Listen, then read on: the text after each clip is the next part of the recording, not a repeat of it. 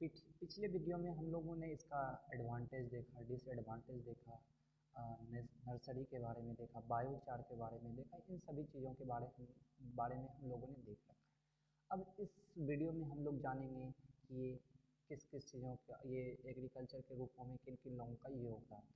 तो इन्हीं के समय में सबसे जो आया था वो एक ग्रीन रेवोल्यूशन के नाम से जाना जाता है। एक ग्रीन रेवोल्यूशन आया था, तो हरित क्रांति के नाम से जिसको आप बोल सकते हो, ये आया था। तो इसको लाने वाला जो था पहला जो है आपका नॉर्मन बोरलॉग माना जाता था, ये बायोलॉजिस्ट, अमेरिकन बायोलॉजिस्ट माना जाता था, ये था।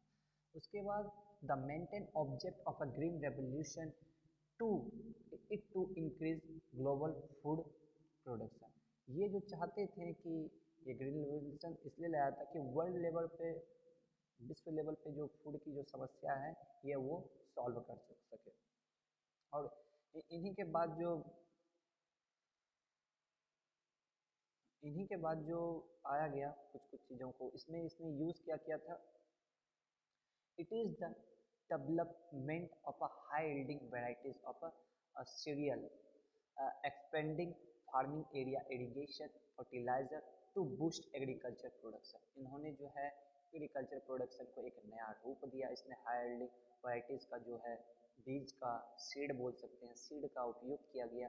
फिर इसमें जो है आपका इरिगेशन की व्यवस्था की गई, फर्टिलाइज़र वगैरह सब, जो कि आपका कृषि को जो है एक बूस्ट मिल सके। इसी के बाद एक इंडियन भी आए साइंटिस्ट, जो इसमें उसने अपना पूरा योगदान दिया, जो कि आपका MS स्वामीनाथन के नाम से जाना जाता है। इसने भी वही किया, हाई यील्डिंग वैरायटीज़ यूज़ किया सीड का, जिसके कारण जो आपका व्हीट है, राइस है, इन सभी का ग्लोबल लेवल पे बहुत ही ज़्यादा प्रोडक्शन इसने किया हुआ था बच्चा।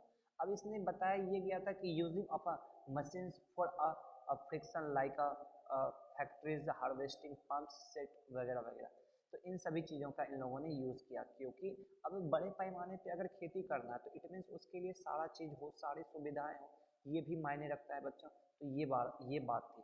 अब है use of a machine, use, अब नहीं एक ये छूट गया। अब देखिए multiple cropping by rising two और more cropping on a same land. एक ही खेतों में दो या दो से अधिक फसलों को उपजाया जाता था, ताकि उसका एक प्लस इम्पैक्ट पड़े, लोगों को जो है फूड की समस्या से जल्दी बाहर निकालने के लिए ऐसा किया गया था। फिर आपका use of manure, fertilizer, chemical in the cultivation of a crop. आपका जो फूड प्रोडक्शन में बहुत ही ज़्यादा फूड का जो बढ़ोतरी किया जाता था उस समय जो है ही उसी समय जो ही फर्टिलाइजर और केमिकल का मोस्टली हाई मात्रा में यूज़ किया गया था, ताकि जो है अच्छी उपज हो सके।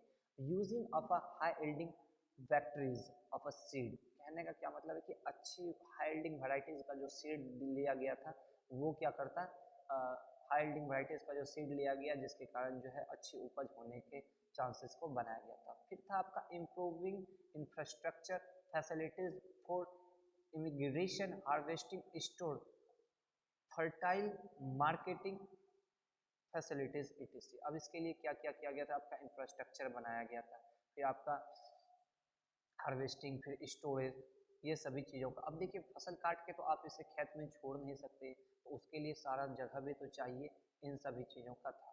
अब आपको हम मिला देते हैं जो आपका जिसका जिसका मैंने नाम लिया था। ये हैं आपके नॉर्मल बोरलॉग जी, और ये हैं आपके इंडियन MS स्वामीनाथन। इन्होंने ही ग्रीन रेवोल्यूशन को एक नई दिशा प्रदान की थी बच्चों। अब हम इसके बारे में जानेंगे नेक्स्ट पेज में कुछ कुछ चीजें। अब क्या था,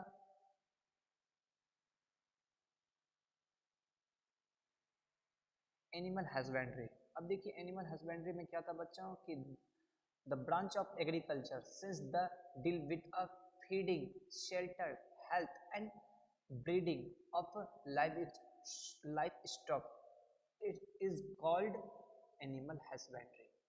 ये थी एनिमल हस्बेंड्री की डिफिनेशन। अब इसमें क्या किया था बच्चों कि मिल्क के लिए जो मिल्क यील्डिंग था, इसके लिए मिल्क एनिमल का प्लस गोट। मिल्क जो था वो किस किस चीज़ों से आता था, आपका एनिमल में जो आता था वो किस किस चीज़ों से होता था, काव और गोट, यही दो साधन। फिर मीट के लिए जो था, मीट और एग के लिए जो साधन था वो क्या था आपका यील्डिंग एनिमल्स, जैसे कि पोल्ट्री में जैसे आपका पिग हो गया, स्लिप हो गया और गोट हो गया, सिप हो गया और गोट हो गया, इन चीज़ों का था। फिर था आपका बच्चों वर्क एनिमल और ड्राउट। अब इसके लिए क्या था आपका काम करने वाले भी जानवर के लिए जो बताया गया था, तो इसके लिए आपका ये था आपका काव था, बफेलो था, सीप था, गोट था, कैमल था, ये सब को काम के लिए भी यूज़ किया जाता था। फिर है बच्चों जैसे कि आपका वूल है, ऊन वगैरह के लिए, इसके लिए आपका भी जो यूज़ किया गया था एनिमल का, जैसे कि आपका हो गया सिप हो गया, गॉट हो गया, केमल हो गया, इन सब चीज़ों का आपने देखा होगा, जैकेट्स वगैरह भी आप लोगों ने कभी कभी पहना होगा।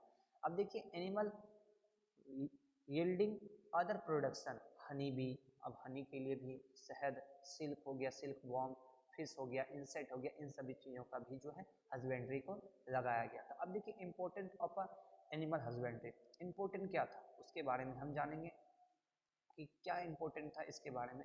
जैसे कि आप यहाँ देख सकते हैं कि it is help rearing high ability, मेरे से प्रोनाउंसिएशन में थोड़ा दिक्कत हो रही है बच्चों, मैं एक्सेप्ट करता हूँ लाइव क्लास में भी। So animal which are increasing milk production, ये क्या करता है कि मिल्क का आपका प्रोडक्शन को बढ़ाने के लिए ये किया गया था। It help in rearing high egg, egg की वैरायटी को बढ़ाने के लिए भी इसने जो है इंक्रीजिंग एग प्रोडक्शन, जैसे ही आपका जो एग है, एग जो जिस जिस चीज़ों से आता है, जैसे कि आपका हैन हो गया, इन सभी चीज़ों से जहाँ से एग आता है उन सभी चीज़ों पे मोस्टली फोकस किया गया। It help raising a meat, meat के लिए भी जो जो एनिमल्स था उसको पाला गया, जिसके कारण आपका क्या हुआ कि मीट में भी प्रोडक्शन में भी इंक्रीज हुआ। इसके लिए क्या क्या आपका प्रॉपर मैनेजमेंट की व्यवस्था की गई थी, ये किया गया था उस समय के लिए। फिर आपका क्या है कि rising of a domestic animal, उस समय क्या था कि rearing rising of a domestic, यानी कि घरेलू जानवरों का पालन उस समय ज़्यादा फोकस में लाया गया। It helps in increasing production of edible and economically important fish. अब क्या है कि फिश का भी प्रोडक्शन होता गया, क्योंकि प्रोडक्शन बढ़ता गया बच्चों, और इसी के कारण लोगों की डिमांड भी बढ़ती गई, और एक ऐसा फेज आया कि हम लोग के पास बहुत सारी सुविधाएं होने लगी थी। अब देखिए बच्चों की मिल्क यील्डिंग एनिमल्स, जैसे कि आपने देखा ही होगा, मिल्क जिससे जिससे आता है, जैसे कि आपका हो गया कैटल है, काव, बफेलोज, गोट, शिप्स। तो मैंने यहाँ जो है एक कैटल का इमेज डाल दिया, जिसके कारण आपको समझ में आए बच्चों। अब हम लेके चलते हैं कुछ और इसी तरह। आप देखिए वो जो एनिमल हस्बेंड्री के बारे में हम लोग पढ़ रहे थे, तो गायों को एक जगह पे ला के जो उन लोगों को सारी सुविधाएं दी जाती, वो आप इस इमेज में अच्छे से देख सकते हो बच्चों। अब